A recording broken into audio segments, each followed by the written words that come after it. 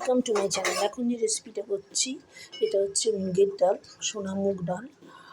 এতে টমেটো, কাঁচা লঙ্কা, জিরে ফোড়ন দিয়েছি, সর্ষের তেলেই বানাচ্ছি, আর একটু আদা দিয়েছি, আর স্বাদ মতো নুন, মিষ্টি আর হলুদ দিয়েছি, আর সজনে ডাঁটা দিয়েছি।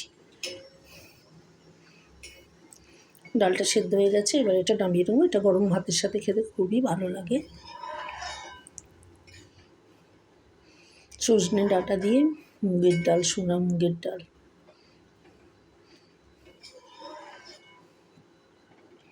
সজনে ডাঁটা দিয়ে সোনা মুগের ডাল, এটা একটা সুস্বাদু নিরামিষ রেসিপি।